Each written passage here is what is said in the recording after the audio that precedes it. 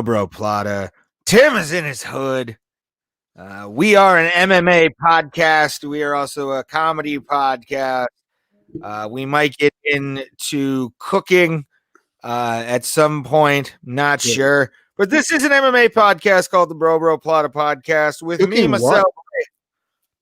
Are we gonna cook meth on air? That's not smart. No. That's not smart. I don't have a bathtub big enough. Yeah, we are in sketchy places. I mean, I am in a basement. That's about where you would cook your meth, I guess, or maybe like a garage or a storage unit, maybe. Backyard, streamline trailer. You seem like the kind of guy who would own a streamline.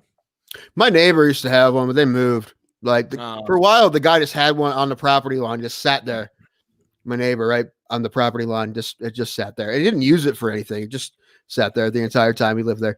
Then he moved. He's no longer there. So there's no longer a meth trailer on the property line, but there was for a minute.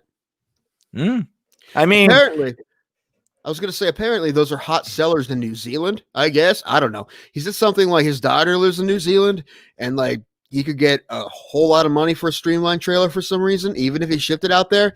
I don't know. I didn't ask many questions because it seems strange. I don't know why there's a big market for streamline trailers in New Zealand. Do they not make their own? I mean, it's probably not something. I mean, older streamlines go for a lot of money. I know that, like the old space age silver ones from the 50s. Yeah, the ones that are basically like a bomb shelter. Yeah. I used to watch a lot of American Pickers, and they would get super orgasmic over a streamline if they could find one in good condition. Same thing with like even what's it called? Storage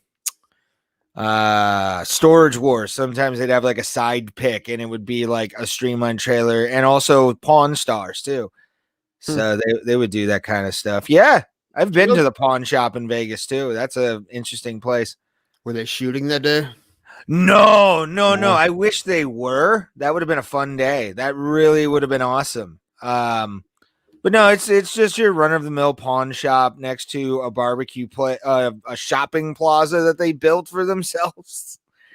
And it's got like stores. Rick has a barbecue place that they do comedy in. Of course, I've done stand-up there. It was interesting. There was people singing "Happy Birthday" in the back of the room while I was in the middle of my set. That's pretty much standard barbecue shop comedy. I would think if you're gonna do comedy at a barbecue joint, you probably expect something like that. One of those guys from Pickers wrestled with Pat Miletich in college, I believe. One of them. Talk about that. Mike. I think it was Mike, the tall, lanky guy. He actually did wrestle with Pat Miletich, and I think no, it was mentioned on Rogan. That's right. Okay. Pat Miletich mentioned that he wrestled with the guy from American Pickers because he's from Iowa as well. Right. So gotta let the hair loose. I'm having a weird hair day today, Ray. Hold on a second, man. Are you? I've been trying to figure this out, man. I gotta get the hair around the cans. All right, boom. And sometimes it looks weird. Like I don't like the way this looks. When you can see it, when you can see the cans, no, you gotta hide them, man. I'm having a weird hair day, Ray. I'm apologizing. It's okay, Doctor or Johnny Fever. It's fine.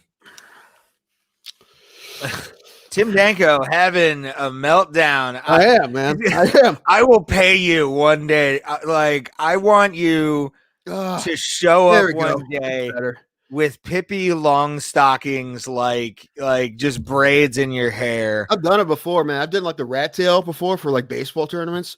I'll just do like one braid down the middle, and people will look at me weird. But guess what? It keeps that out of my face.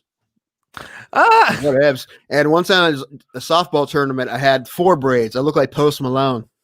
Nice. Yeah. I used to when the longest my hair had ever gotten at one point was like down to here, down to like my ears. I looked like Prince Valiant. There was like a part. Like I had the Jonathan Taylor Thomas part at one point, just because I was like, I don't know what to do with this long hair. And yeah, it was a weird lot. It was weird having long hair. I don't know how a lot of people do it. I'm definitely a short hair guy. Well, I this don't know stint why. is definitely my only experience with this long, right? I've never gone that long before. It's gone maybe to my ears before, but not this long. I wore like a old school Justin Bieber swoop for like 2 years, like 13, Yeah, 14 maybe. I could see you rocking that. Yeah. Did you know me when I had that? I don't know. It looked good. It was good. It worked for me. It did. The only I time think that was like my first year in maybe comedy. You I had was it, I was yeah. thinner then, right? I had the nice Bieber swoop, and my hair's nice and thick. It looked good. I got a lot of compliments on that.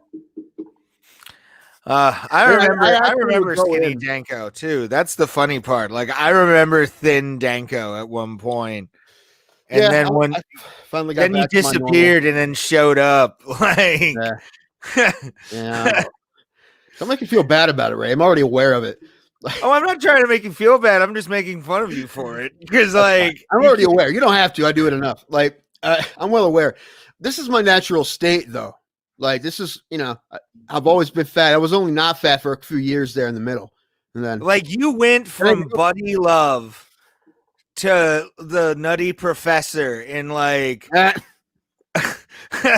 like a year or two. And kinda. when I saw you, it was like, oh hey Danko, what's It took at happening, least like buddy? 3 years for me to get real fat again. But, Yeah. this is the worst it's ever been. So ever since they took away my Adderall, man, I just keep eating and gaining weight and being sad. Actually, it started gaining weight when I moved back to New Philly, so I'm going to blame Tuscarawas County for this. Not Yeah, I myself. can see Not you myself. getting a Tuscarawas County. towny body. Like I've got a towny Yeah, body. Like right. I've got the guy who played high school hockey just down the street from, the rink that he first played hockey in. Like I'm Mhm. that guy where it's like Right. You I sit met outside of it on Saturdays and tell stories about the glory days to the young kids. Bruce Springsteen blaring in the background as You my tears. just have it playing on your phone on loop. Yeah. And you're drinking from a mysterious bottle from a paper bag. Yeah. It's always Kamchatka, and it's the small bottle because I can't afford the jug. Is that Rite Aid brand whiskey? No, it's the wine. Mhm. Like I get it, man. Like I don't. I wish I could get out of here. Like I do. I wish I could get out of Ohio for a little while. And go where? You went to Colorado, then you came back. Yeah. Cali, just because like it's farthest enough where like at least I'll have a beach to sleep on. I don't want to go there now, bro. I want to that's see all right. it burn. Last time I I'm not went, gonna that lie. was before. That's before for COVID. Well, no, everything's closed and everybody's just intense, man. You want to Yeah. get a tent? You want to share a tent in LA together? I mean, yeah. If we at least can make fires every night, I think we'd be fine. I don't think you can light a fire on the sidewalk, bro. Well, again, the beach. Okay. Yeah. I don't know. I don't know the beach laws. You're not even allowed the beach now, are you? I don't know. Mm. I don't know. I live out here. Yeah, we live out where you can still kind of go out. Like California, you can do dick. LA, you can't do shit. I know that Maybe. for a fact. Maybe. Yeah. But no, yeah, Texas maybe. Go to Houston. Go back there. Yeah, I mean it's not like they don't give a fuck in those places. They do. They definitely have COVID restrictions. It's just it's still in Texas. They're not going to completely tell you, hey, you can't do this ever, right? You can't. You have to be in by 8:00 at night or whatever. They don't really do that. That doesn't fly in Texas as much as it would fly in California. No, yeah, Texas. That people would be. I recently for a podcast that'll be coming out December 27th. Called the Best Damn Podcast Ever, I believe. They now follow me on the Greatest Damn Podcast Ever, I believe is what it's called. They are show period. It's sort of like that, but for conspiracy Tom Arnold? theories. Okay. All right. They've done a few episodes on aliens, which is awesome. I love that. But I came on for the New World Order podcast. and recently watched Endgame. Have you ever seen that movie before? I loosely call it a movie. It's an Alex Jones documentary. No, if it's not the Marvel Endgame, I don't know what you're talking about. Yeah, it's an interesting movie about or documentary. Let's throw that out there. Because I'm of the thought process that Rogan is about Alex Jones. Like 90% of what that guy says is total horseshit. Like just total horseshit. And then 10% you're like, you motherfucker. How did you predict this? You son of a bitch. Yeah, like the Bohemian Grove thing sounds ridiculous. Like there's a bunch of like high powered people walking around with goat masks on and shit and robes. Like that is ridiculous, man. And then he was right? Yeah. He made other stuff up about it too, like they were like drinking virgin's blood and shit. But that wasn't true. It had to be crazier for Alex Jones. But the Bohemian Grove thing is real, and it's kind of hilarious. I'm not quite sure what it is, but it's kind of creepy. Yeah. I always, just because of how much power is coming out of the thing, and I'm gonna use my Jesse Ventura voice, the harp machine.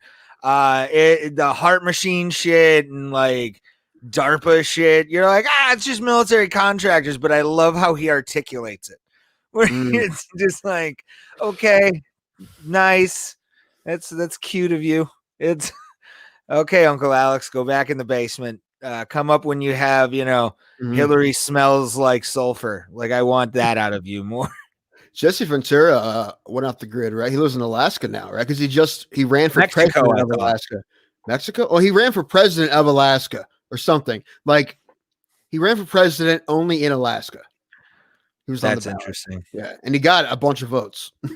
I'm in Alaska now. I don't have time to bleed. I'm gonna find the predator while I'm salmon fishing. It is funny, man. You think of that guy who was governor of Minnesota for so many years, dude. What if he was governor of Minnesota now with the George Floyd shit? Man, that would be interesting. Yeah, but he sometimes has been anti-police. Like he's taken a stance on a few times. Where he's I'm not saying which way he would go. One way or the other, because I don't know his politics that well, but I know whichever way he'd go, he'd probably go hard because this is what Jesse Ventura does. Yeah, the thing with like what I love about Jesse is just the career the guy had. There was one point where he was doing beer commercials in Milwaukee because he was wrestling there twice a month with Bob Uecker. No, Jesse Ventura. He would do like local beer, like beer store ads in Milwaukee and be like, I'm Jesse Ventura. And when I drink beer, and he'll have like a keg on his shoulder and shit, and he's just chiseled. You're like, what the fuck? You turned into that? How the hell did you turn into that? Then fucking being apparently a biker gang member. I think he was a Mongol for a time. There's an episode of Rogan where he has a legitimate like Mongol membership card. From when he was in like California or something, when he was in the Navy. It's a good, believe it or not, that episode's one of my favorite ones on YouTube, is the Jesse Ventura one, because he talks nothing about wrestling, all about conspiracy theories, and then like what was the dude from the American Sniper guy talks about the lawsuit. Yeah. What? Chris Cole. Yeah, Chris Cole. And yeah, that's the entire podcast, is just conspiracy theories. I know the date. I remember the date Chris Cole was murdered. It was February 2nd, 2013. The reason I know that day is because it was the same day as my fight. Really? Yeah, it's coincidentally. Yeah. Same day I fought, Chris Cole was murdered. You know what? Can you and I'm going to get a hold of Scott Corbin, or we need to get a hold of Scott Corbin. And we need, that to me should be the last bit we do of the year, is us. Whenever we can get it, it will happen. If it doesn't happen this year, it will happen sometime next year. Maybe we can do it on the anniversary. I like it. Because that's coming up. It's going to be That 8 is. years. Holy shit, it's been forever. And that's a Tuesday. Okay. We don't need to do that. I'm just saying, this thoughts. We're gonna, as soon as we get it, we're gonna do You it. brought it up. I still want to Yeah. see this thing. So do Like, I haven't seen it. It's been almost 8 years. Oh, that is. Oh my God. Because it'll make me want to fight, and that'll give me motivation to possibly get a gig, so I can actually have a fight. I wasn't working when I had to fight. Somebody helped me out, gave me gas cards. I was living in, I told you this, I was living in Canton, but I was training in Dover, so I had to drive back and forth every day. But it was only for 2 weeks, so it wasn't that big a deal. And I think I drank one day. Yeah, because I had a show in New Philly, but I was living in Canton. I drank that day, and that was it. It was like a Wednesday, the first Wednesday or something. Ooh. Anyway, that's that. Yeah, we'll talk to Scott Corbin. He has it. So maybe you should talk to him. I already asked him a bunch of times, and he keeps saying no, not yet. He hasn't got a chance to rip it yet. So maybe if you ask him, I don't know. I hit him up for something. I forget what it was. I think it was to be on the show, and he said he was busy, if I remember correctly. I'd have to look at my messages, but yeah, he said it'll be on eventually, but he's been busy. So I'm just like, whenever you, I don't know, man, whenever you get a shot, man, I get it. He has kids, and I get it. Yeah. No, but it would be fun to watch that, because I'll probably get motivated off of that to get my fat ass off the couch. Seeing myself at 180 pounds, maybe. That's literally 100 pounds ago. That's fantastic. Good job, Tim. Gosh darn it. Ray, give me a compliment. Hurry up. Do it quick. You have the prettiest eyes in Northeast Ohio comedy. I do have pretty eyes. I do. That's one thing I was thinking. If my camera was better, I should get a tapestry that brings out the color in my eyes. Yes. Right? Like a dark green. Get some blue in my eyes too. Get a little blue in there. There's a little starburst too. I didn't know why my brain immediately went to that part in The Wizard of Oz where she's like, "Can you even dye my eyes to match my gown?" I don't know why that just threw in my head, but I don't know. You're secretly 120 years old. I love Wizard of Oz, man. No, it's a classic, bro. It is. Sure. I love the Wizard of Oz.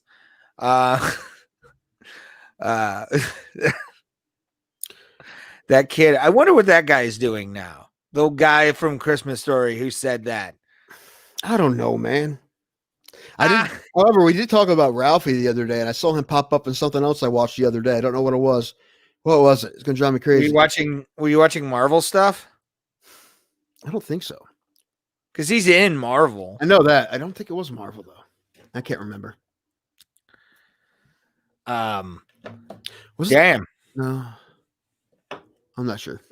Yeah, because I love that part where he gets screamed at by Jeff Bridges, who's, thank God, surviving cancer right now. He has that's good. Yeah, I forget Hodgkin. I think he has Hodgkin's lymphoma or something like that. Mm-hmm. So speedy recovery to the great dude that is Jeff Bridges. I love Jeff Bridges. What are we gonna do without Jeff Bridges? More Bo Bridges? Why? Bo Bridges is okay. Bo Bridges is okay. He's okay. What but he's not Jeff Bridges. He's been in some movies as of late, like playing like the dad saying you can't do something.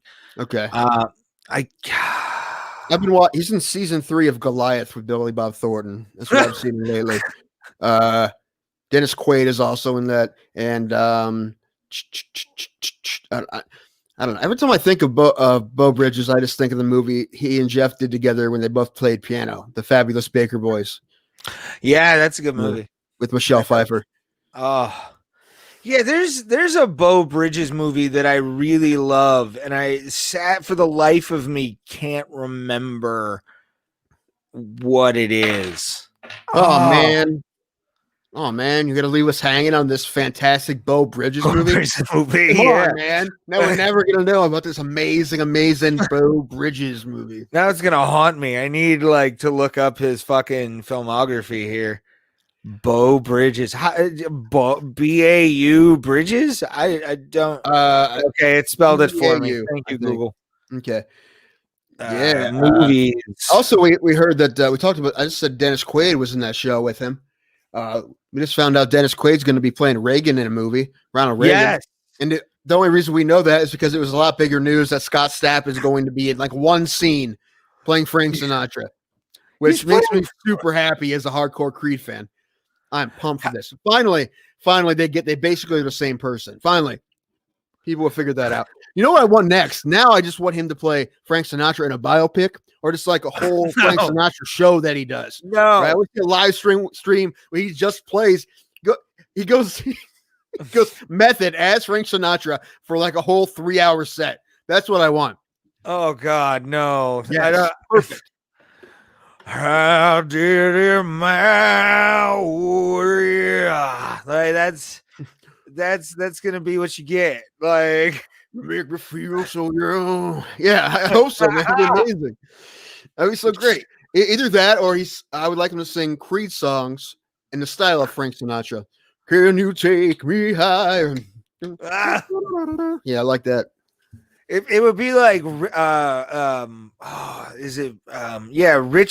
I think it was Richard Bagg, the like comedy, the dude who did like Down with the Sickness. Richard Cheese? Richard Cheese, that's it. Yeah.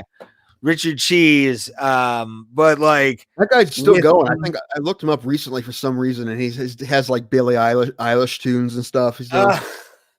I liked him back when what was it Dawn of, yeah, there was the remake of Dawn of the Dead when they did the stuff when they were like going through the mall and doing all that kind of stuff. Down with the Sickness was playing, and it couldn't have fit more perfectly for a George A. Romero movie. Like that is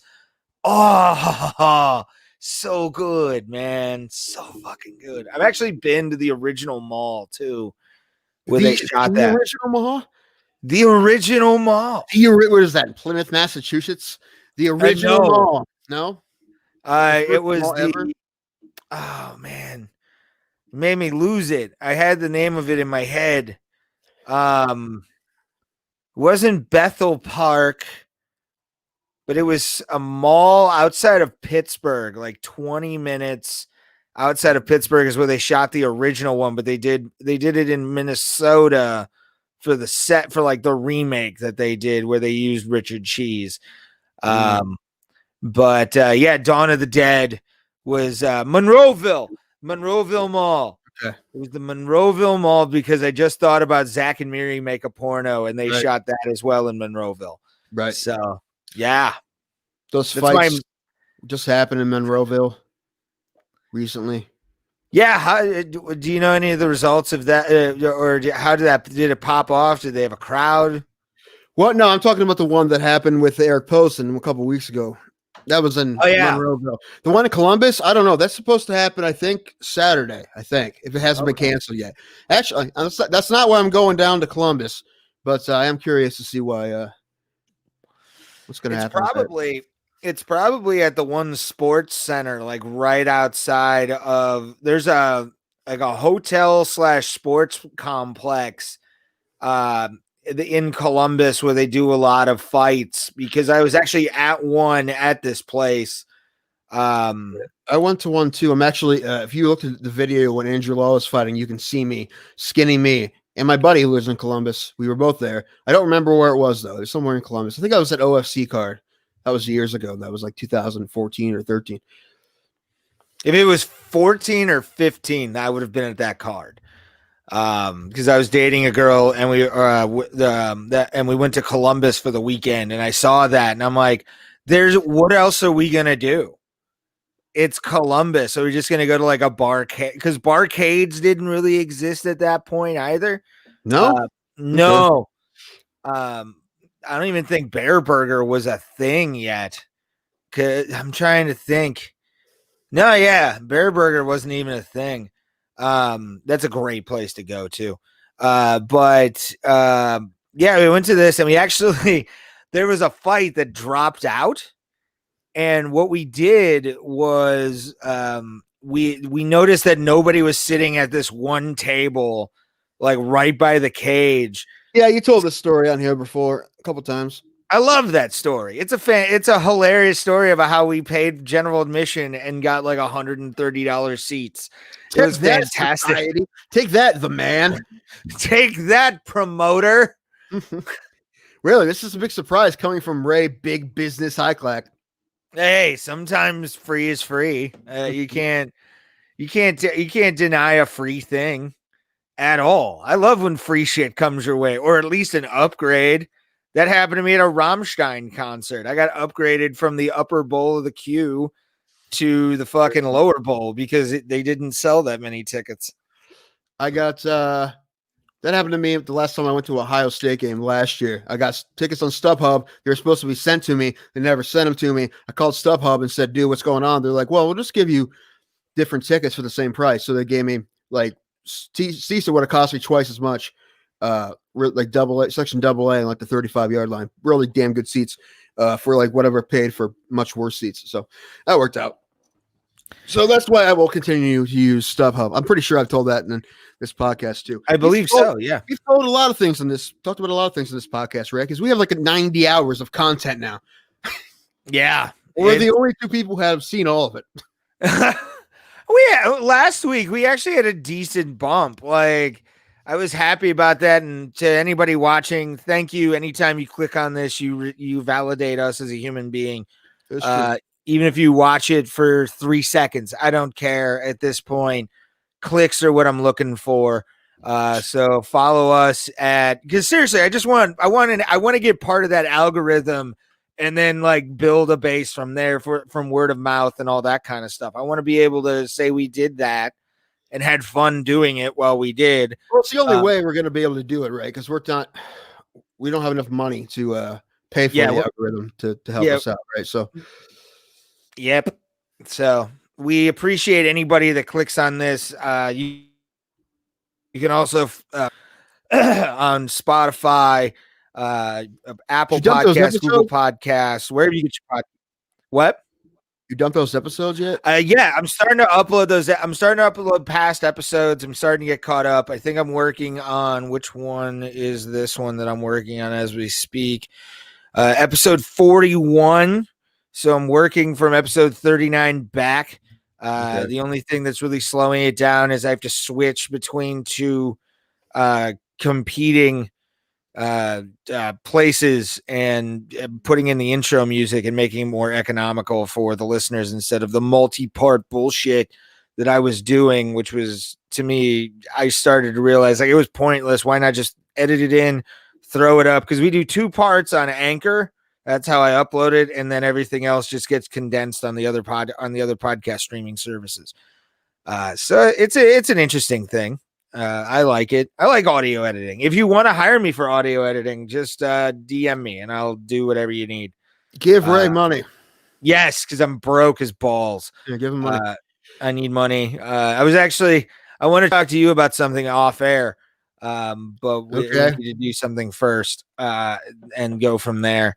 But it's been fun doing this. I love the fact that we've been able to do this pretty much every day since the quarantine. We've had a few days where we've done nothing, a few weeks where we've gone without anything. Not many, man. I think there's maybe 1 week where we didn't do one. I think then we caught up. I think. Yeah, I think I want to say it was like 1 or 2. I feel like there's been a few times where like we didn't go a week, at least a few times, but. I mean, this is how it goes. But anybody clicking on this, thank you for watching this. This is awesome to do. And especially with the year ending the way it did and all the bullshit that happened. It's been a fun ride so far and can't wait to go into 2021 with this. And there's going to be some show ideas until the first real big show of the year that I'm going to try and do with Tim. And we're going to talk about that after the show. At least I want to talk about this. We haven't talked about it because honestly, I wanted to be able to do it on off the broadcast, sir. Well, before we talked, we had some ideas for this year. What we're going to do the last few episodes of this year, right? Yes. Because there's not going to be this is the last card of the year until like January 16th, I think. So there's a couple of weeks without cards, so we got some time to do whatever we want. and we're too bored and not doing enough to just take those weeks off. So we're gonna do something. We just don't know what yet. Yeah, we are. The big thing that we're gonna do is the year-end awards, the Platas. That will be a thing that we do towards the end of the year. We will be compiling all like the top, and we'll be looking at lists from across the internet. I'm going to look up at the fights, see if they are at least to my standards, which for MMA is pretty low. I mean, I've gone to more local MMA shows than I have anything else because I like the chaos of it all. And did I ever tell you, like, the greatest moment I ever saw at a local MMA show was when there was just two guys fighting in the cage, but then everyone stopped watching them and all put their attention on the two guys fighting in the crowd. Like, those four guys in the cage, no one was paying attention other than the ref and the judges. Everybody else just watching these two guys in the crowd fight. It was hilarious. That's epic. That's fucking epic. I wish I could have been there for that.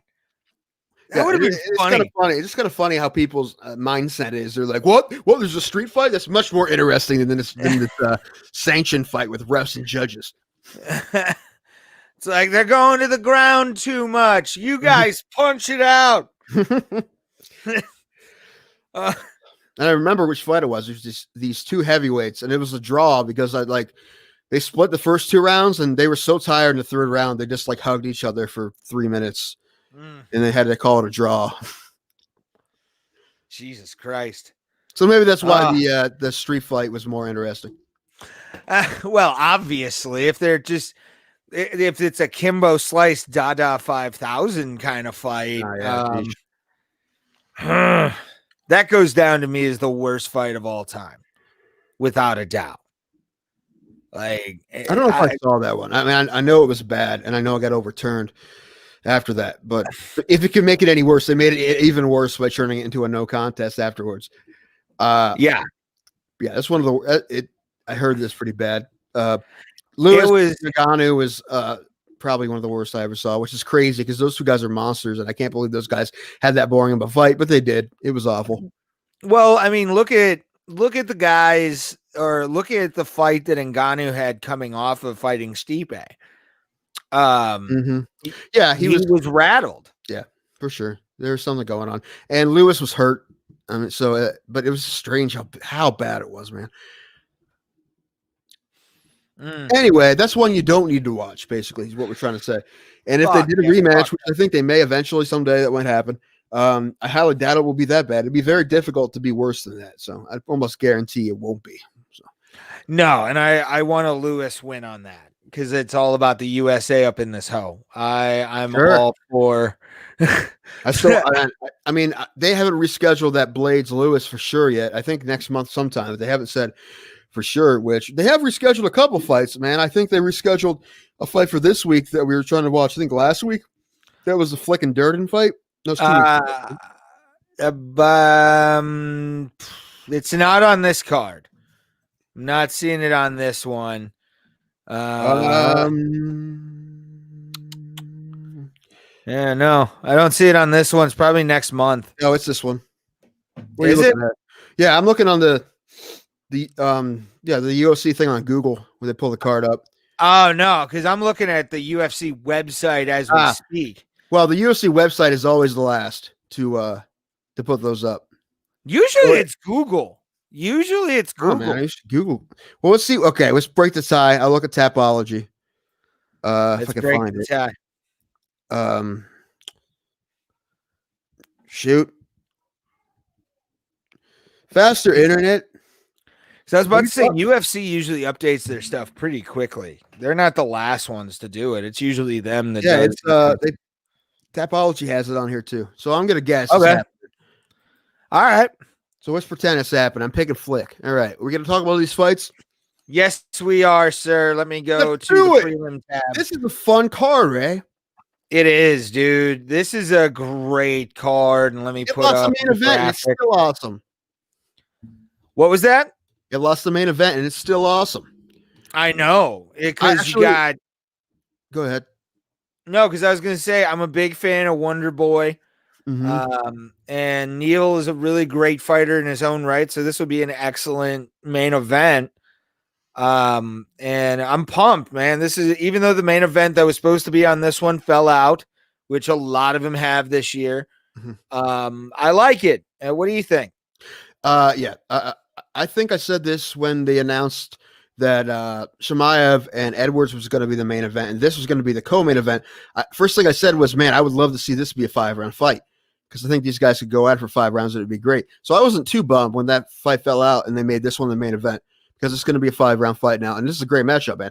You have Wonder Boy. He's been around a while now, but he's still got it, man. If anybody thinks he doesn't, man, of course he does. He's one of the most unique. Who doesn't think he still has it is my question.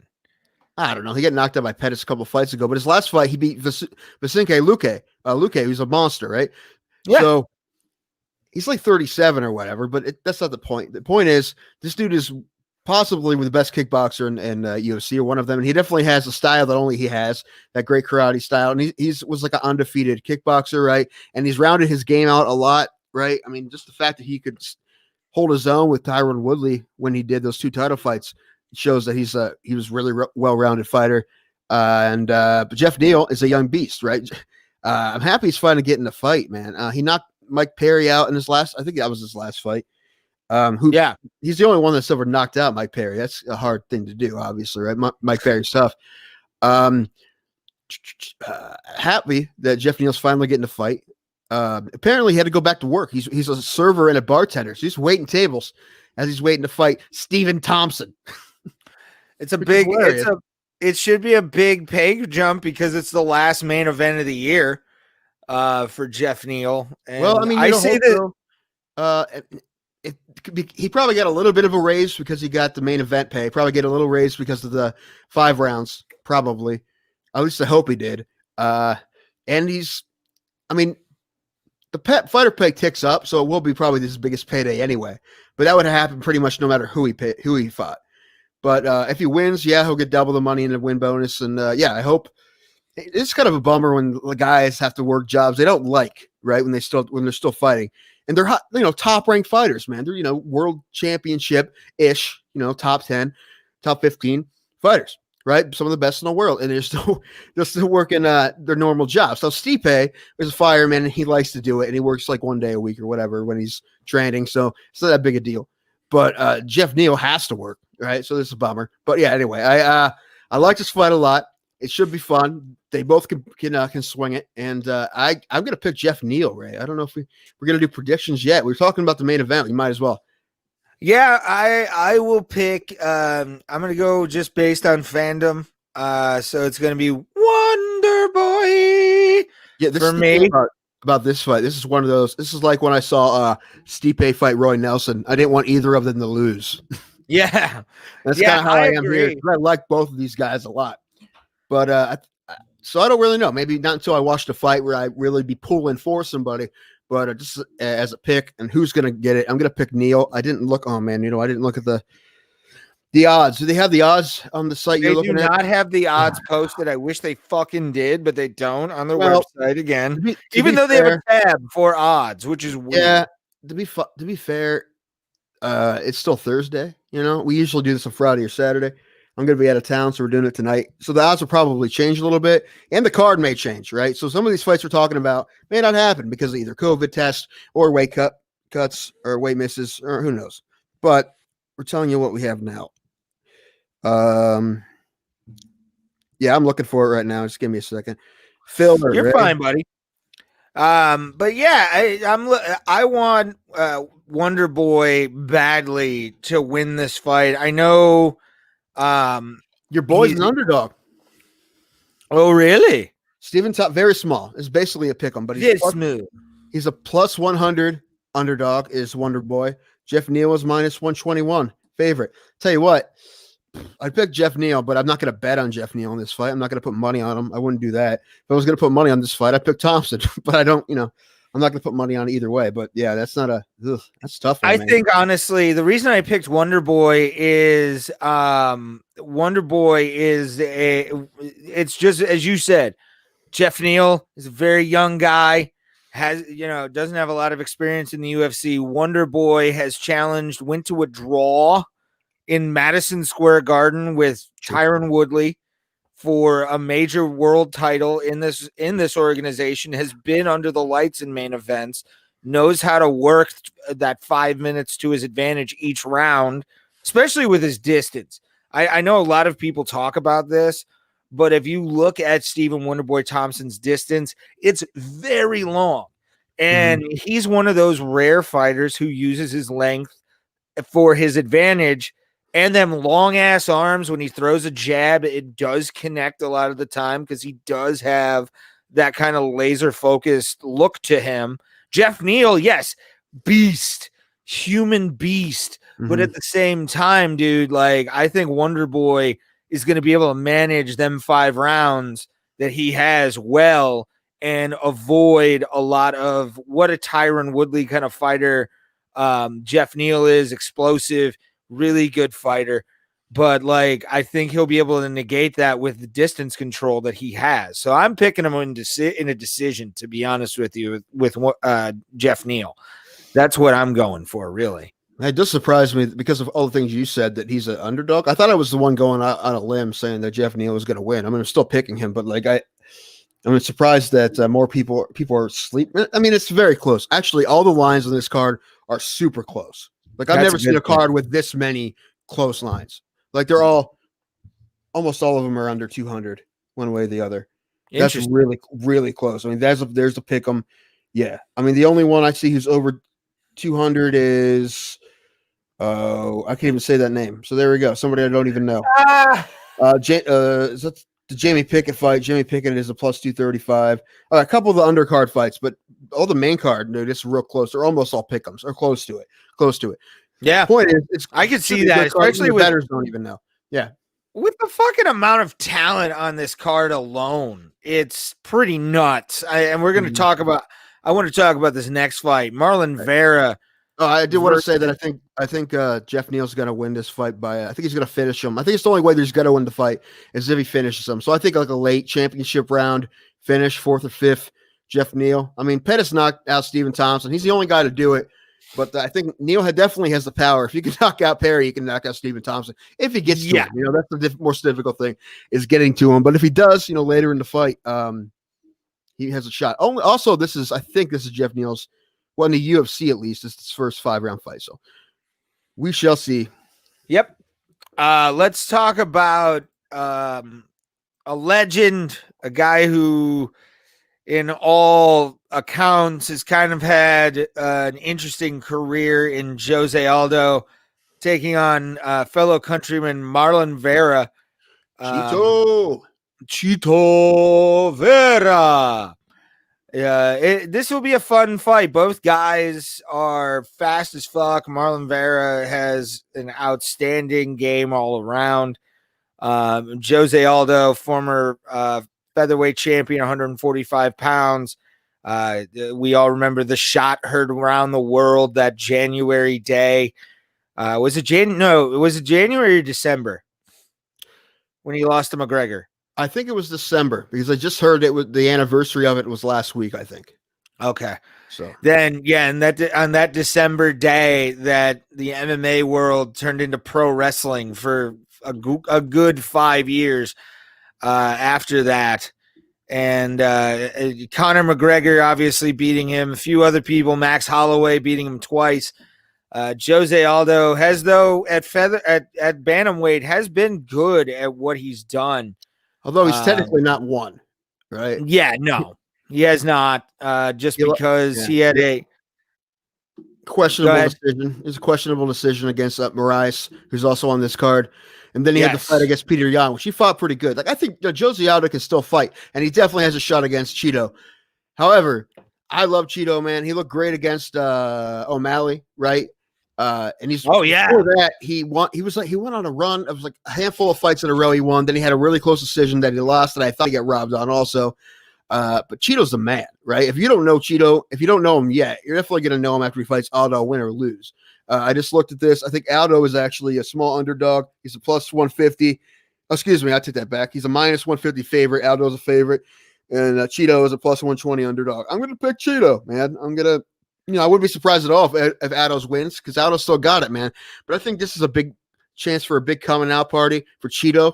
If you don't know who he is, that's unfortunate, but you will after this fight, right? If he beats Aldo. So either way, but I'm going to pick Marlon. I'm actually picking Vera as well.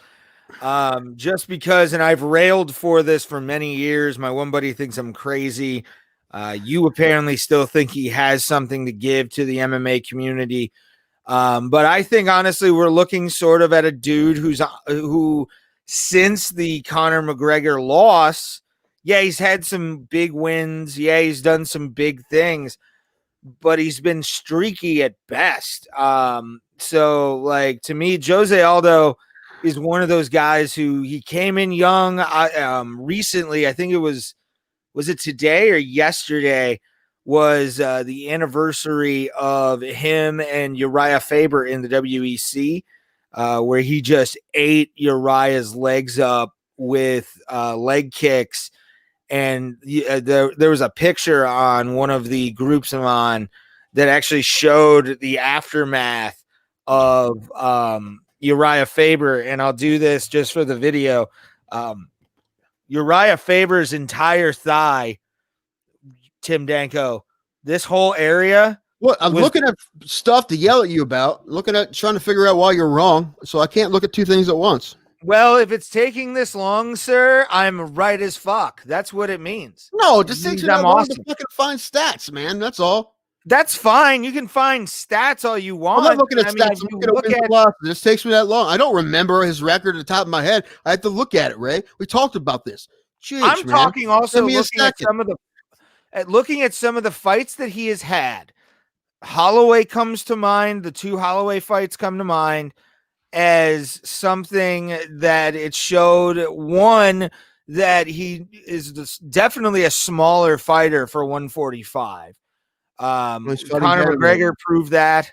But at the same time, the guy and I'm not taking away from his career. I'm looking in the now. I'm looking at the world as it is right now. And to me, a lot of times, Peter Yan, for God's sake, beat him up. I mean, fight, Ray. Did you not see that fight? I'm not saying he's a bad I'm not saying Jose Aldo's a bad fighter, but he's old for the division. How old is he, Ray? I think he's in his early 30s, but he's been doing this how long? He's 34, bro. But again, how long has he been doing this? He's not the champion. Okay, right now he's not the championship Jose Aldo that we've seen. No, he's not. But he's pretty damn good, and he's not that old, so he can have another run again, right? So we're going to see right here with Cheeto what's going to happen with Cheeto. I am picking Cheeto, but you never know. I won't be surprised in the least bit if Aldo looks like a beast again. Who knows? Who knows how his training's been? Never know. And he has looked good at 35, although he has technically lost both those fights. But they're also the tough monsters, the champion and the guy who was the number one contender, Moraes. So, but I'm going also off of the WEC. I'm looking at the WEC, Aldo, which is always the canonized 200 years ago, Ray. That was in 1820 and the year of our Lord 1820. Yes. What was I looking at here? Oh, yeah, but the thing is, okay, yeah, he's not world champion, but these guys he's lost to Holloway, Volkanovski. These guys are world champions. 3 of these guys are world champions. So yeah, again, he hasn't fought like a world champion. Damn good.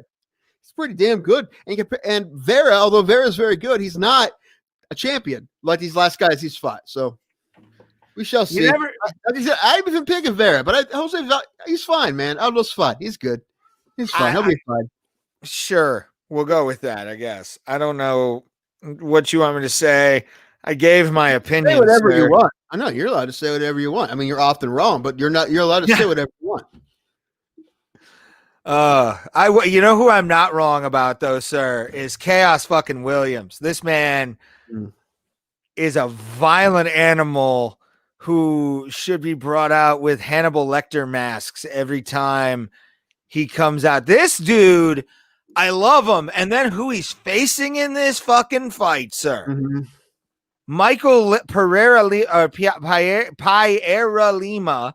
Mhm. I want to try and get that as close as I can in Brazilian because I've learned a lot watching, certain names. But both guys, knockout quality or knockout power on both these guys. Michael loves for the flair of the dramatic. He's done rolling kicks.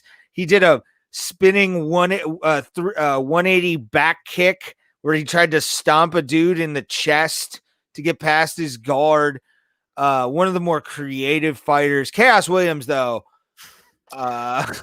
is a murderer. He's one of those people, I've said it before. I mean, just from his stare down, I don't think he actually blinked last time. I was trying to look for a blink. I don't think he blinked. And then he knocked the dude out in less than a minute or whatever it was. And a monster in El Hassan. The other guy's a monster.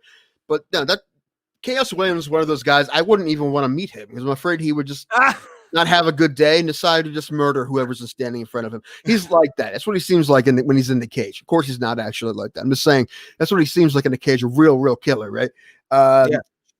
Pereira is a minus 124 favorite. Chaos Williams, very small, plus 100 underdog. Now, I thought the guy with the more experience last fight was going to be able to take care of Williams. I'm not going to make that mistake again. I'm going to learn from my mistake and say that Chaos Williams can knock out Pereira. I don't think he had a shot against El Hassan because El Hassan was a monster and knocked out a lot of really good fighters. And you just look through the resumes and you're like, I'm actually surprised they mashed this up. Then you found out, okay, they know what they're doing because Chaos Williams knocked him out. So I think it's very possible if Chaos gets his hands on him, he can knock him out. And hey, he's undefeated, right? So yeah, why not? Chaos Williams has the kind of power that I can only describe as world star power. Yeah.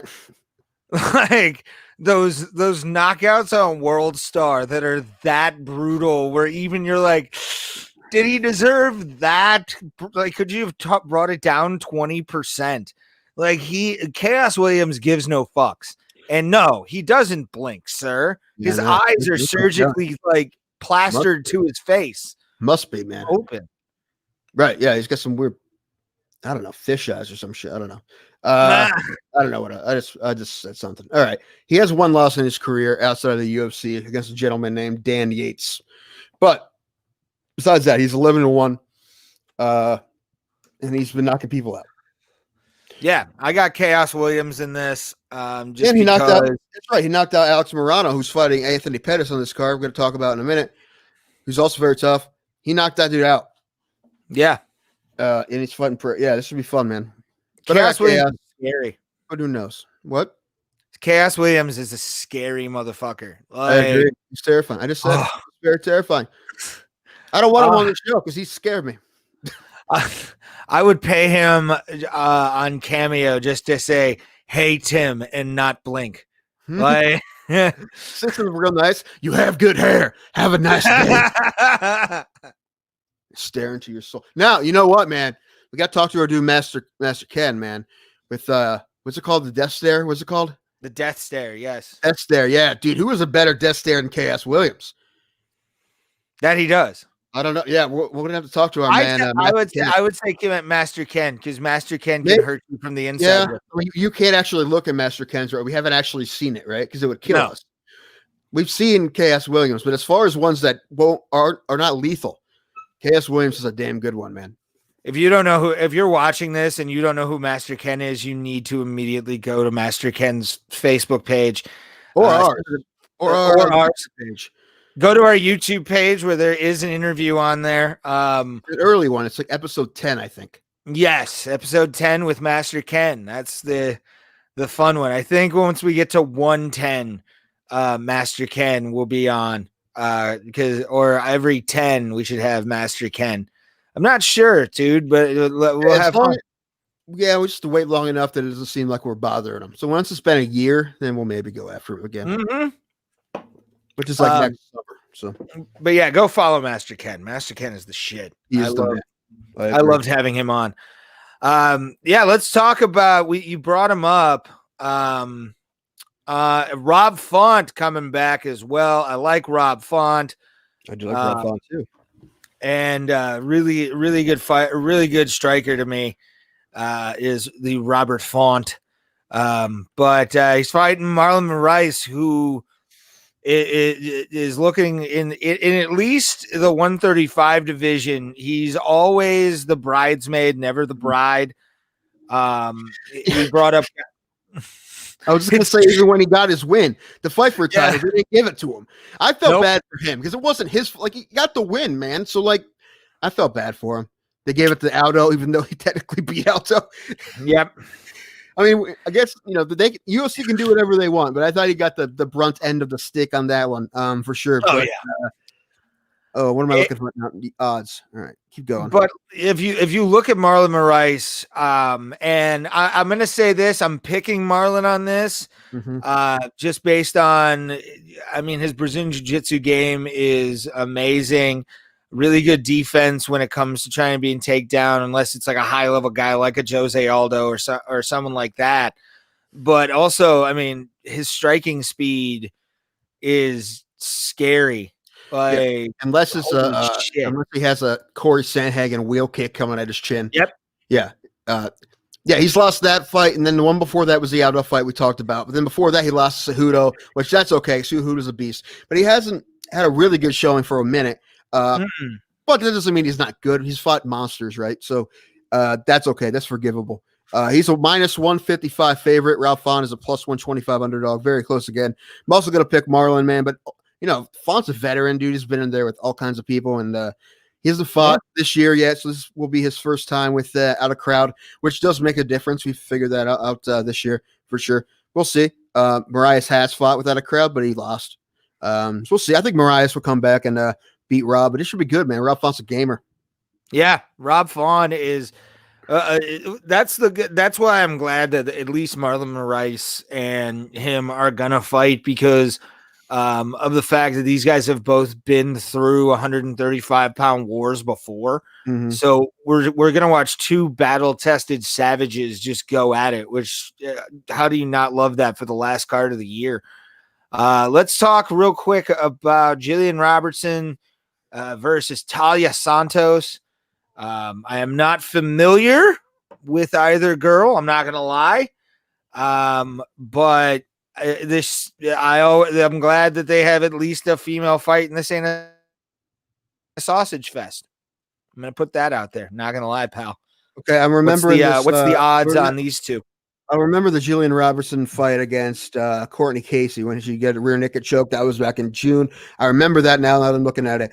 She had a decision against someone whose name I can't pronounce, and I also saw this fight, but I just don't remember. That was in October. She's going for her third consecutive win and her third of the year. So Jillian Robertson, good for her. She's from Niagara Falls, Ontario. Another Canadian. Canadian girls dye their hair red, right? Her and Rana Marcos. There's another one who does it too. She's fighting Miss Santos here, who's 16-1. Who's her one loss was against Mara Barella. That was last year. Split decision. This year she has one win against Molly McCann. I don't remember that fight. I watched the fight probably. I just don't remember it. Let's see. Odds. Give me a second. Got to flip my windows here. Jillian. This is a pick 'em. This was a straight pick 'em. Minus 112 each way. Okay. You know what? You know what? The one I remember the most is Robertson, so I'm just gonna go with her. I wouldn't put my money on it because I'm not sure, but it's a pick 'em, so it's gonna be pretty close. I'm gonna give it to Robertson. Although Santos is Brazilian, I'm assuming she has a good ground game, and that's the last time I saw Robertson win was on the ground. But against Courtney Casey, though, Courtney Casey also is really long and has a really good ground game too. So she can fight people who have good ground games and submit them. So yeah, I'll pick Robertson, but I won't be surprised if anything happens because I'm not 100% sure.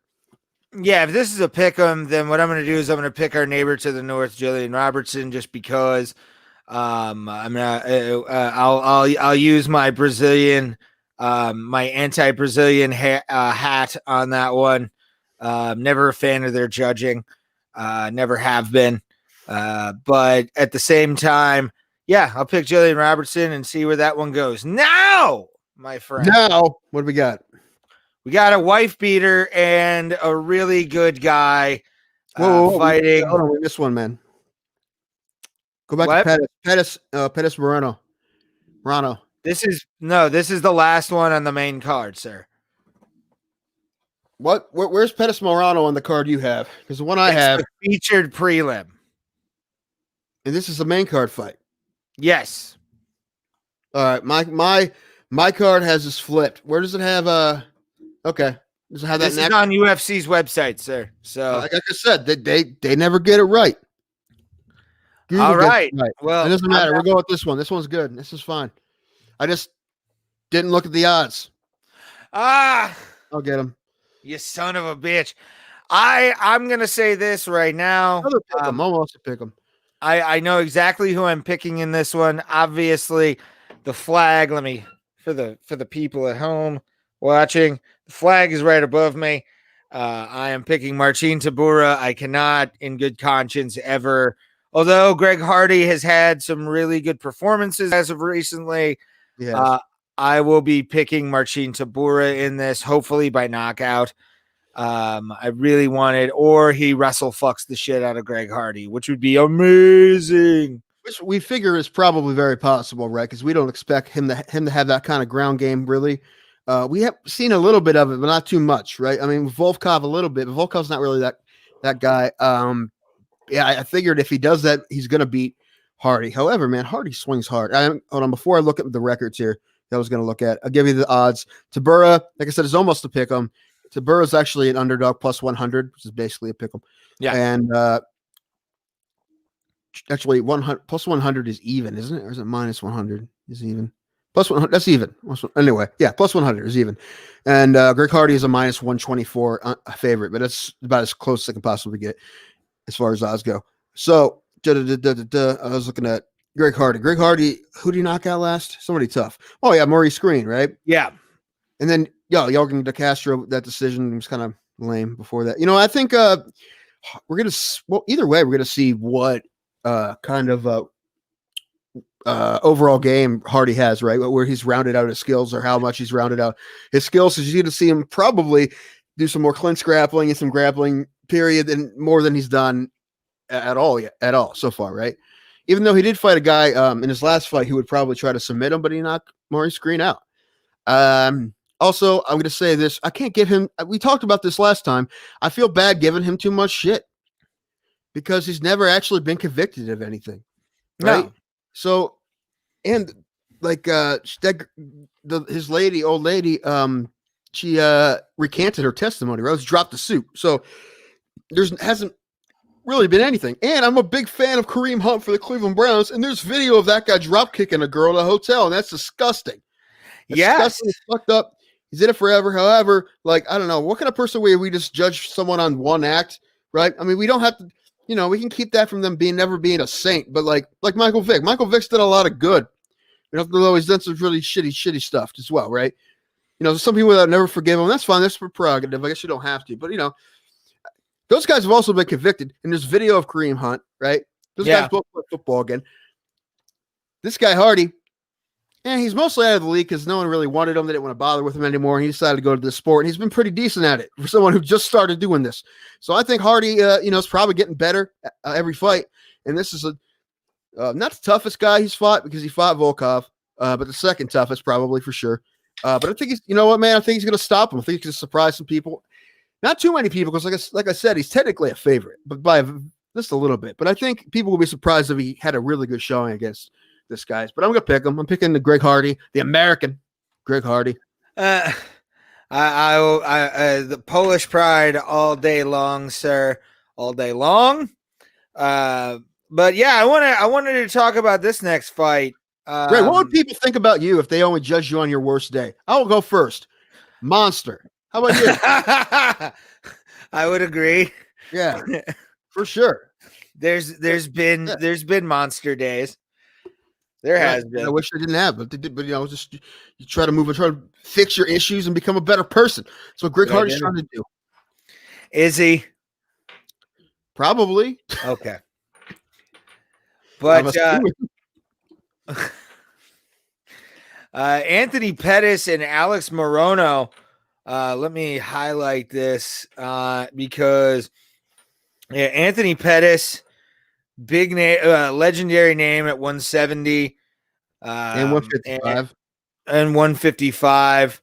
Both these gentlemen, Anthony Pettis' record 23-10 Alex Morono's record 17-6, 1 no contest. And also Anthony Pettis has 2 burnt Jeeps, but that's do you remember that? No. You don't remember when the Pettis brothers got their like Jeeps burnt up in like Milwaukee? No. Oh my God, that was a big news story. That was huge. So I don't know if they ever caught the people, but yeah, 2 people. Like, there was someone lit them on fire. Yeah, someone lit their like Escalades or Range Rovers or something on fire. That's a dick move, man. Yeah, I don't know who. They never found out who it was. Now, someone wanted to light Greg Hardy's Jeep on fire. I mean, I might go get gas, but that's just me. Maybe a little less strange. All right, quickly, the minus 240 for Pettis is a favorite. He's one of the bigger favorites on this card at minus 240. Moreno's plus 188 underdog. Moreno is coming off a really good win, right? I forget who it is. Let me check. I remember another one of these. I watched it. I remember watching. I remember talking about it on this podcast with you, but now I just forget again who it was against. Oh, let me find him. Mr. Moreno. It's Morono. Morono. Oh, Rise with Key. Before that, he lost to Mr. K.S. Williams. Then before that, he won 3 in a row. Yeah, he had a really good fight against McKee. I remember that. Pettis has been going, I'm not gonna say, maybe a little bit backwards, but I mean, he's beat Wonder Boy relatively recently. Was that last year? Yeah. And come up here. He had the win against Cowboy. That's real close. Oh, I'm gonna say I'm pulling for Morano, because as I said before, my uncle used to sponsor him when he was in Texas. He lives down in the Houston area. I'm gonna pull for him, but I'm gonna say Pettis will squeak her out. Decision. I'm picking Anthony Pettis on this one, just because of the wins that he's had recently. And I love Anthony Pettis. I'm always a fan of him. We mentioned the WEC earlier in the show. The Showtime kick for a long time is one of the craziest things you've ever seen. Yeah, not anymore, but it was for a minute, and it wasn't even a knockout. That's the funny part. He wound up, I think, losing that fight, right? No, he won that fight. But still, he was the champion of the WEC when it came in. Win, lose, or draw, that highlight will be used for Anthony Pettis until he dies. I've seen it this week. Yeah. So it's always a fun time when you have a guy like him coming in, and even wherever it is on the card, it's anytime you have Anthony Pettis come out, he's one of those fighters, man, where like anytime he's announced as like fighting somebody, I'm already like, yes, I will be watching this in front of the TV, or if it's near me, I will find a way to buy a ticket to go see him fight. Like there's a short list of fighters that I still want to see. It's kind of wild that I got to see a lot of the fighters that I wanted to see at UFC 203, just for alliteration there. But like, and Anthony Pettis is still one of those guys that I want to see fight once in my life, be in the crowd for the music, the entrance, the whole 9 yards, then watch him fight. And it's kind of weird. I do think about like how many guys I've seen fight. I saw Patrick Cote retire in Buffalo. I was at that fight at UFC 210. Was he fighting on one leg?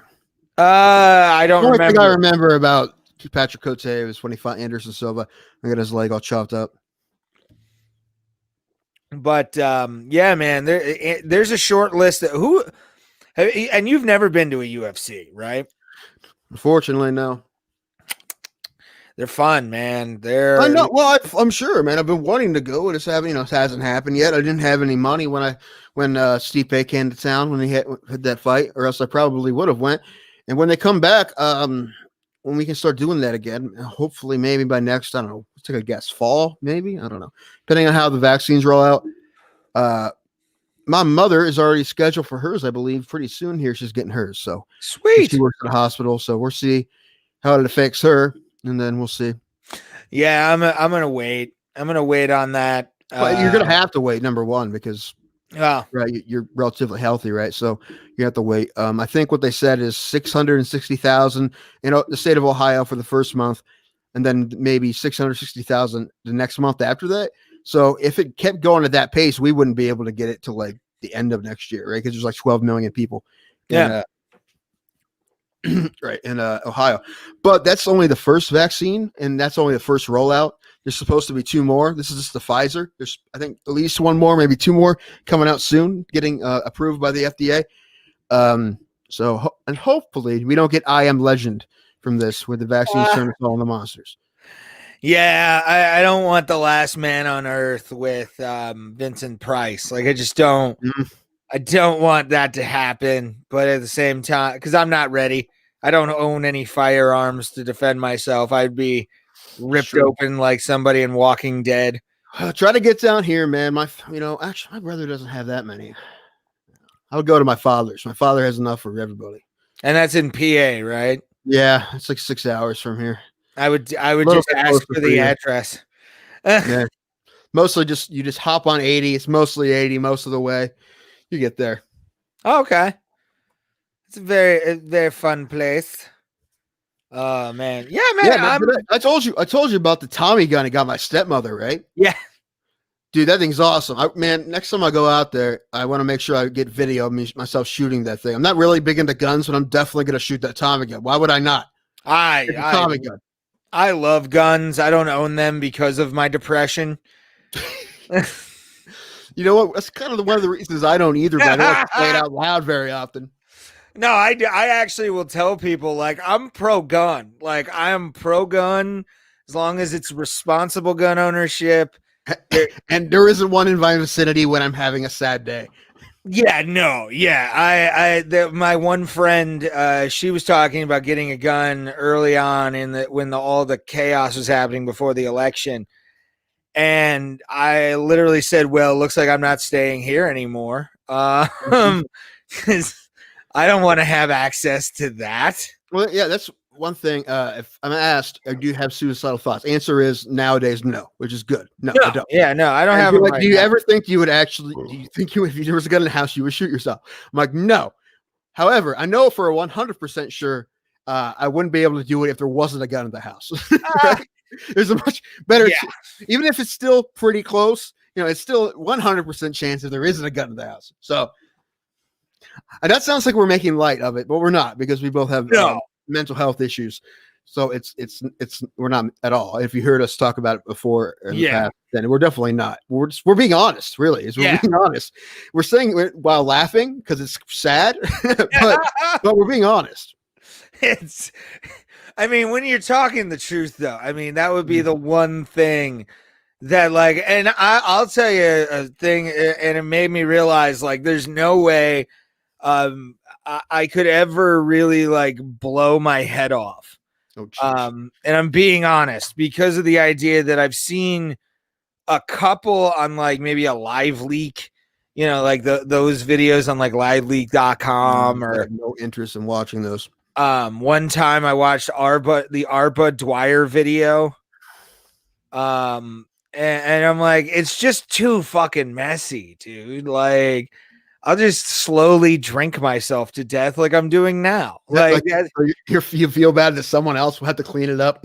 Yeah. Like, that was one of the first thoughts when I watched this guy. I watched this girl. It was after recording the greatest damn podcast, or the greatest damn podcast ever, or whatever it was. I have to get that right someday. But this girl showed me a video of this dude taking a shotgun and just blowing his fucking brains out. And I'm like, somebody will have to clean that up. Like, that, to me, that was like my response. Like, I don't want to leave that mess for somebody. What wasn't that whole plot of that Amy Adams and Emily Blunt movie, Sunshine Cleaning?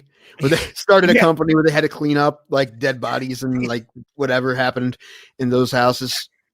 I've contemplated working for those companies. Man, Ray, I could see you just getting even more sad if you just. Oh, I don't know. Not really, because you're like, it wouldn't bother you at all. Yeah, maybe it wouldn't bother you at all. You're a bitch twitch. Yeah. I've done shit. I've walked into places doing pest control where it's like, oh my God. Like, I'm glad to be, there's a part of me kind of that's glad to be blackballed in the Cleveland pest control community for some reason. Which those are just, I attribute that to just regular PTSD outbreaks. Because that can definitely fuck up a life. But like most of the time, it's, I've walked into just hell holes that are like have made me kind of go, I need to be a cleaner person because I think about those places all the time. Like they're in my head, man. Right. Yeah, I always thought, man, my father's always done that too. He has one of those jobs that he goes in a lot of businesses now too, but for a long time, houses. Well, so he still goes into houses now for phone and internet now mostly.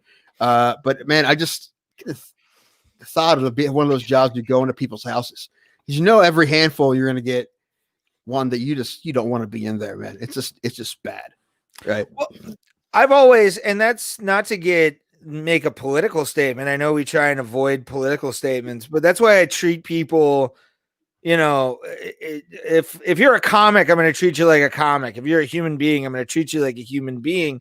But you can't be both. You can't be a comic and a human being. No, you have to pick. The way you said it is that you can't. Yeah, you have to pick your battles and kind of understand what the situation. Read the room, as we say. Are you trying to be funny or you're trying to be a person? Yeah, there's a place for everything, and being funny when someone's parent dies isn't the best time. You know, but like honestly, I look at politics the same way I look at like my pest control days, which is everybody gets bugs. You know what I'm saying? Like from like the poorest, everybody gets bugs. Okay. BUGS. Okay.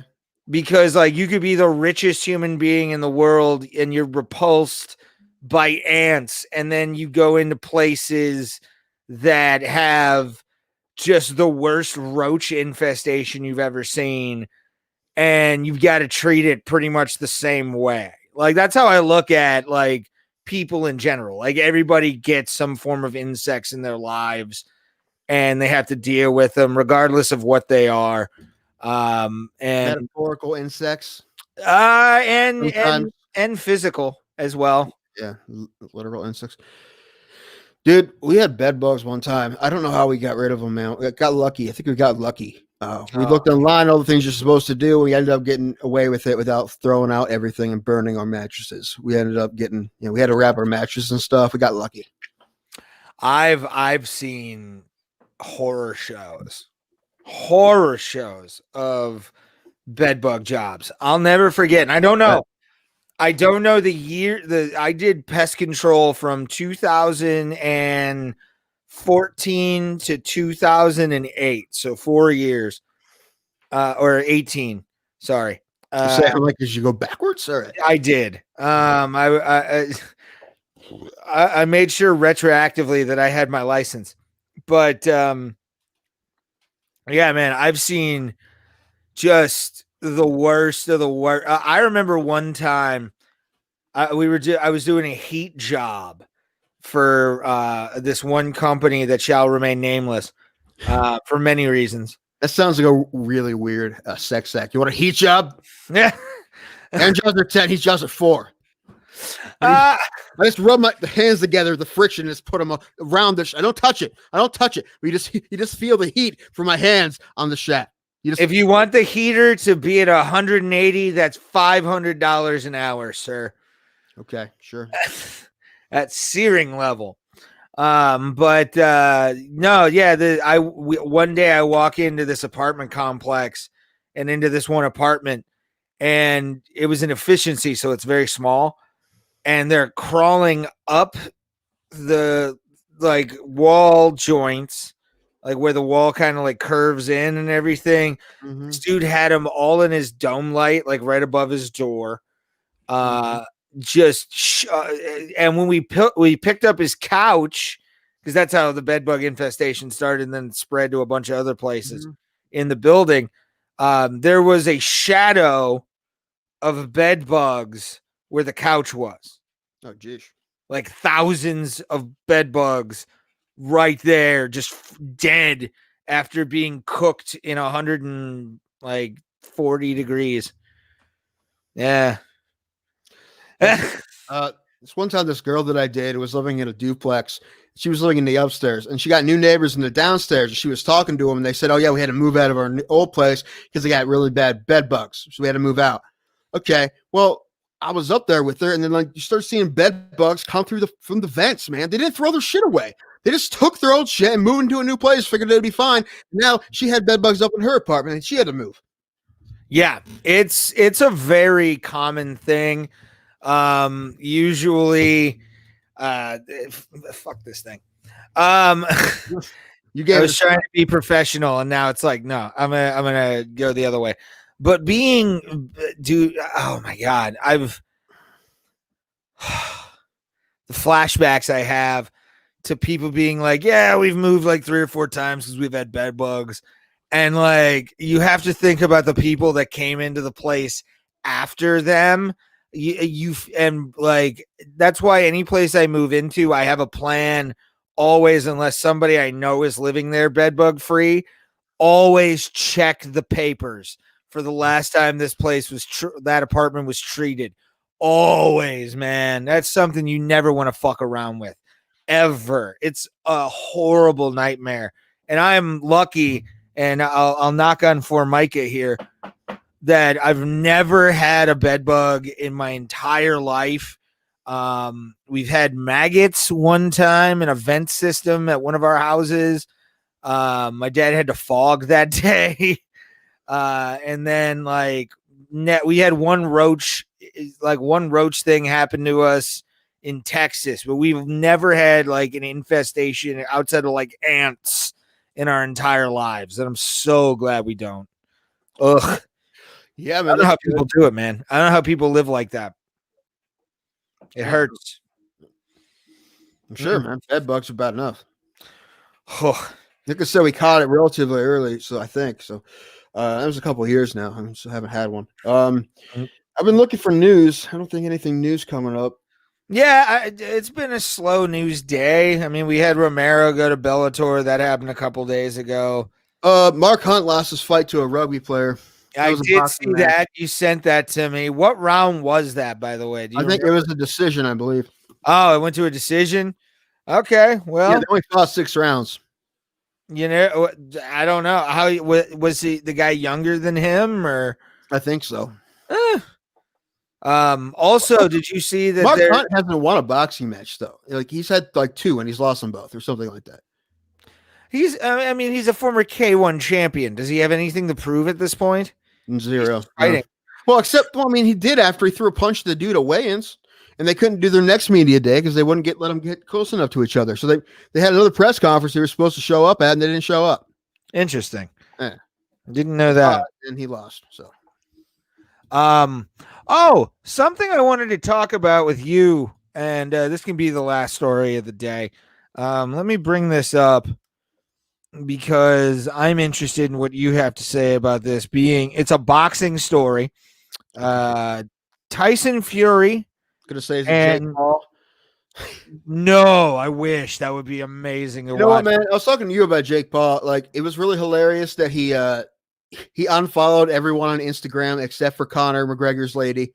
That was hilarious. It's a baller move. It's a baller move. And some of his posts he puts up, and some of the stuff, he's just saying whatever he possibly can to get Conor pissed at him. Dude, number one, Conor has a fight coming up, buddy. Right? And he said, why would you fight Dustin Poirier? He even said his name wrong on purpose. He has less Instagram followers than my dog, which is actually true. But not everybody cares about that. Not everyone lives in that world. I'd much rather see him fight Dustin Poirier than Jake Paul. But some of the stuff he's doing is hilarious. Although, like 2 days after that, I'm kind of tired of it. I think I'm kind of done with him now. It's getting a little ridiculous, man. You know, I really hope the UFC or somebody gives him somebody to fight and they just beat his ass so it's over with, man. It's funny at first, but it's starting to get a little. I don't know. Maybe it'll be funny again. I don't know. But like today, I'm tired of it. 2 days ago, I thought it was funny. Today, I'm tired of it. We'll see. It might change again. I mean, fight promotion is fight promotion. Jake Paul and Logan Paul. I don't know. I mean, I understand that being that famous gets you to jump the line a little bit, but not that much, man. You know, I could definitely see the Paul brothers after their fight careers are over and they're done with all their stuff, becoming the greatest fight promoters of all time. It very well could be, man. Very well Like could be. I see them running any fight game, and I would be trying any way I can to see if I have anybody who knows the Paul brothers, if they started a promotion, to be a commentator on their shit, because honestly, they would get worldwide coverage off of that, like immediately. I think they would be the two greatest promoters probably in boxing history, if not even if they went into mixed martial arts. I think those guys would know how to just get eyes on the product and get money off of it. Like those guys know what to do.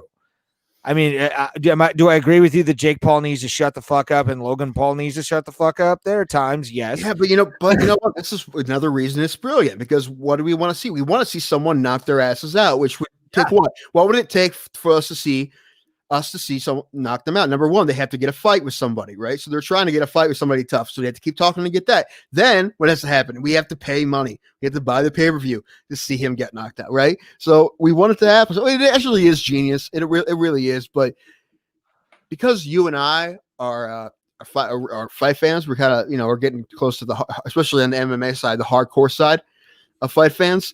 It's not our favorite thing, but the thing is, there's a lot of people who aren't big boxing fans that want to see Jake Paul fight Nate Robinson, or Jake Paul fight Conor McGregor, or whoever, or Mayweather fight Logan Paul, whatever. Or Logan Paul fight a guy who walked up to his house saying he was Ivan Drago. I saw that. That was funny, actually. That was hilarious, dude. Good for him for fighting the guy. He just showed up talking shit and he fought him. What I loved about that too was like, if we win, we get your girlfriend, and the guy's like, "Fuck yeah!" Like, no, what are you doing? Oh my god! But what I wanted to bring up, I was seeing that video. You're like, man, those guys' lives, man. They have some fun, don't they? People from Avon have the greatest lives. It's jealous of them. That's why. It's because they were from Avon. That's why. That's why all this happened to them. They figured out Vine, I guess. Wasn't Vine where Logan got famous? Vine? That and like Twitch too, I think. Okay. They got big off of like streaming video games at one point too, like PewDiePie. All right. Could you just to do that? Do you have to be good at the video games? I'll just play video games, get my ass beat, and then like swear at people. Would I be popular? It depends. Okay. It depends. I want to start streaming. I have a phone that's capable of doing like streaming stuff. And I do a lot of Call of Duty mobile. And I want to start streaming that. Because I use a controller and I want to see how many people get pissed off at me for using a controller, even though they put you with people who use controllers. So I'm basically playing like smart 12-year-olds and beating them every time. Like I came in, I think I counted it. I came in like 12 times in a row as like number one in each of like the games I played. Okay. Yeah. So it's interesting. So, but it's all about personality, really. I got one of those, Ray. Do ya? Compared to you, yes. No, that's obvious. We both have them, Ray. Well, what would we be if we didn't have those? That's all we're going off of, man. That's all we got. I would be developing Christopher Reeve level bed sores, probably. Just laying in bed doing nothing. Be that guy. Rest in peace, Christopher Reeves. R.I.P. Superman.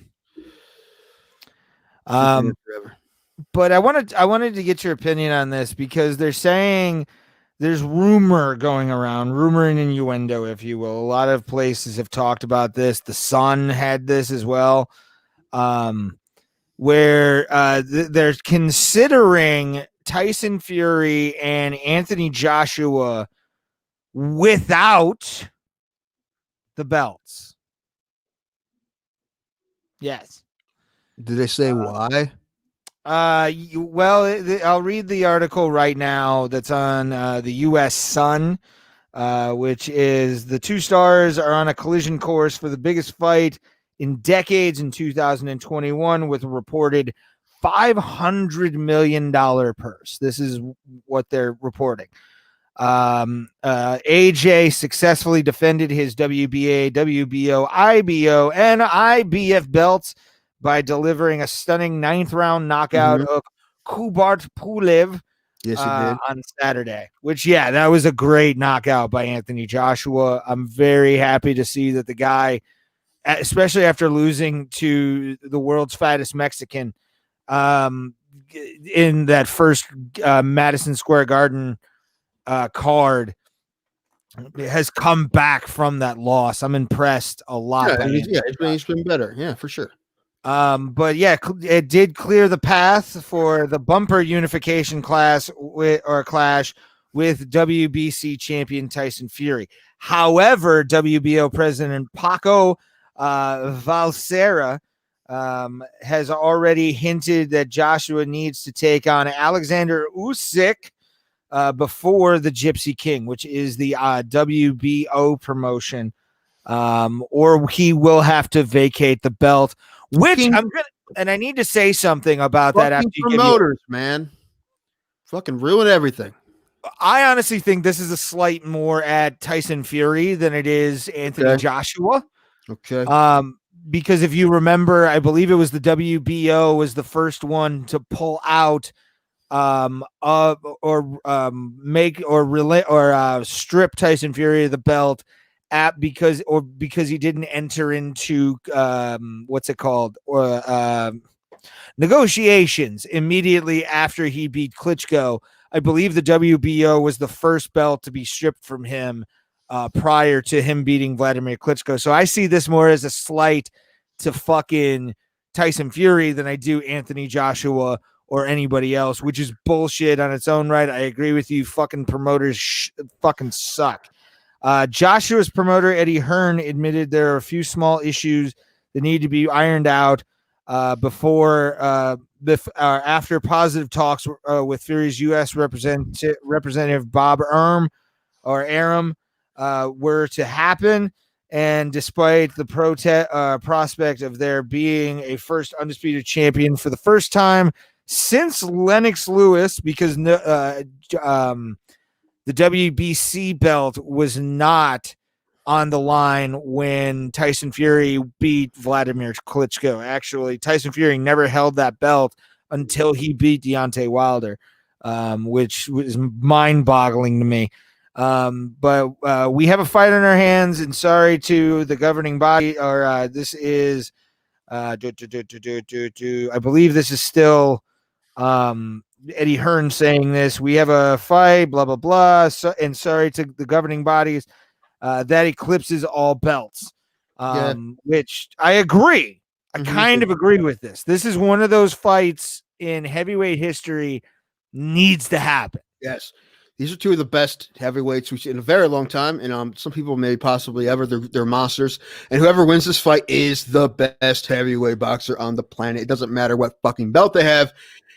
Yes, they should be on the line, but if they're not, who gives a shit? Because like I said, whoever gets it is going to be the champ. You need a piece of whatever belts are made out of, some sort of metal or of fabric and whatever the hell they're made out of, pleather. Do you need that to say that you're the best? No. If you beat Anthony Joshua, if you beat Tyson Fury, you are the best. You don't need to have any kind of trophy to tell you otherwise. You have the tape. You have the fucking tape. There it is. You are the best, right? If they want something, here we go, Ray. I'm now going to make the Bro Plata Heavyweight Boxing Championship belt. We're gonna make a belt, all right, and the winner of that fight gets the belt. They have to come get it. Be at my mom's house. Come get it. If you win it, you get the belt. There you go. They want a belt. They have one now. Well, I mean, even currently, if you look at how. If you look at the history of the World Heavyweight Championship right now in boxing, the Unified Heavyweight Championship, the lineal belt, it still lies with Tyson Fury. So, and there has been times where a guy has beaten the guy who was the last champion and was considered the lineal heavyweight champion.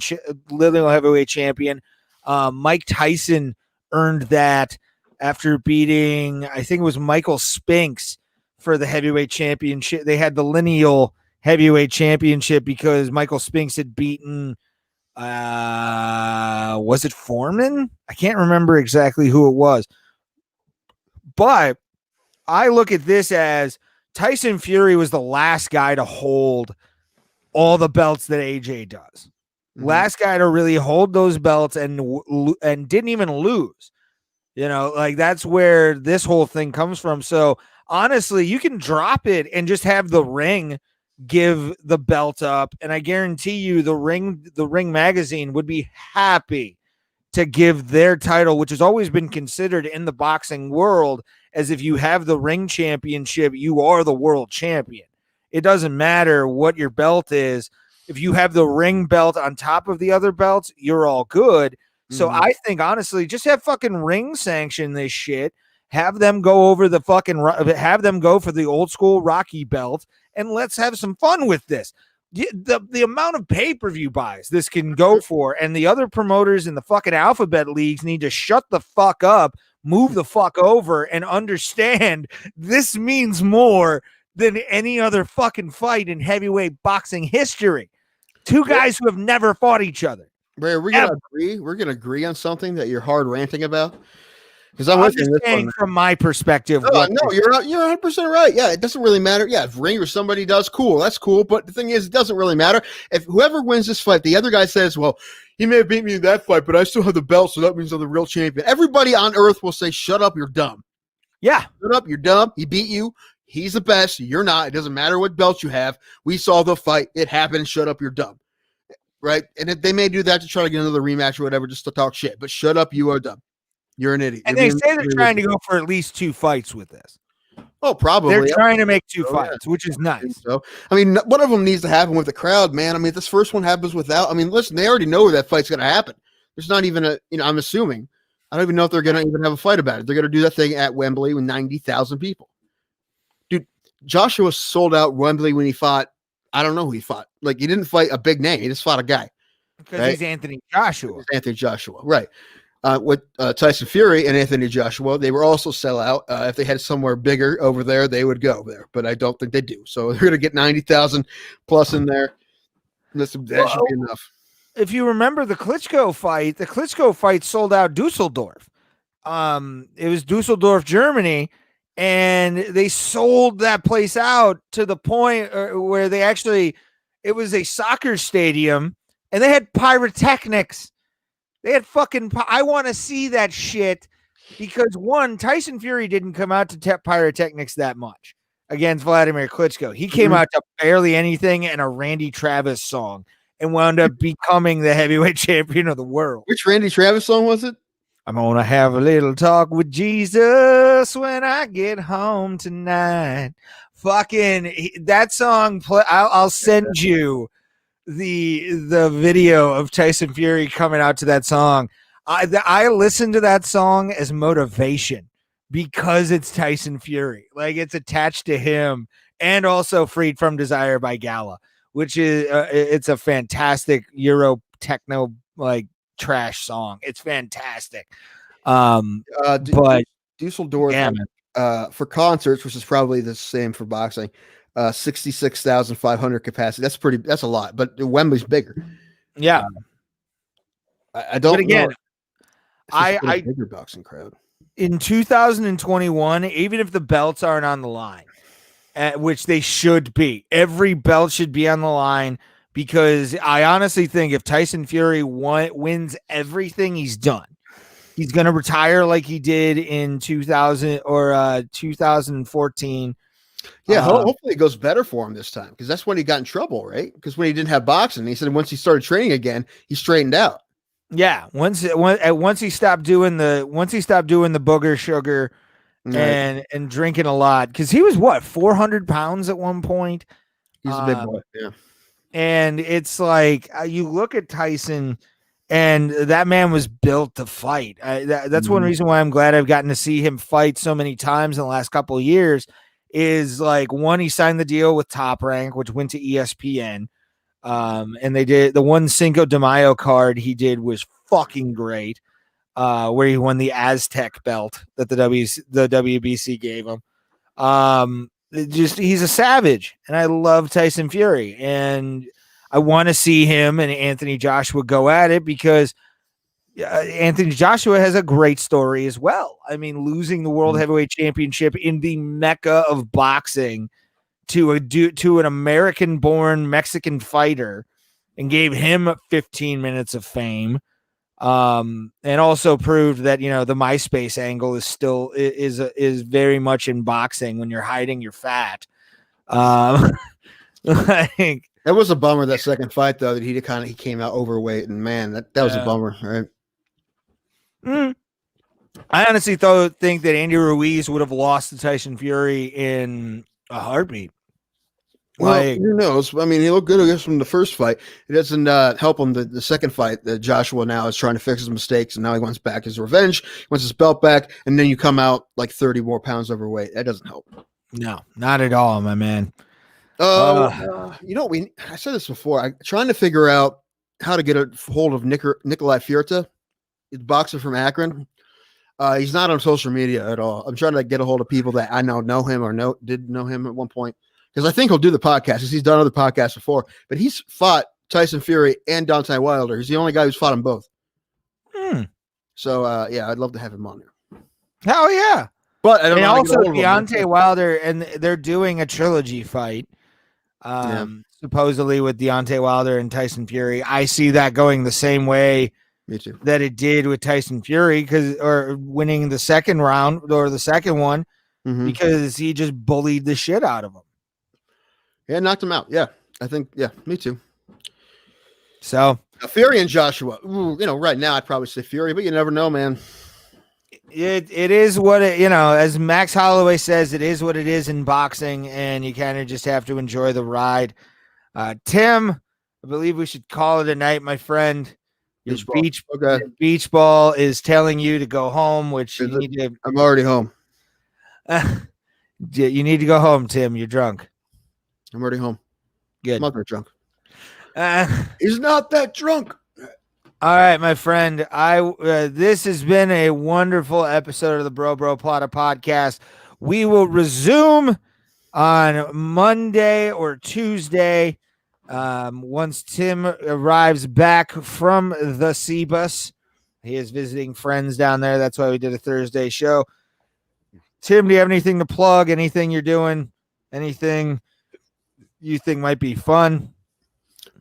Yep, Buckeyes Saturday at noon. Everybody watch that. Ohio State needs to have a good game against Northwestern, and then Browns Sunday Night Football in New Jersey against the Giants.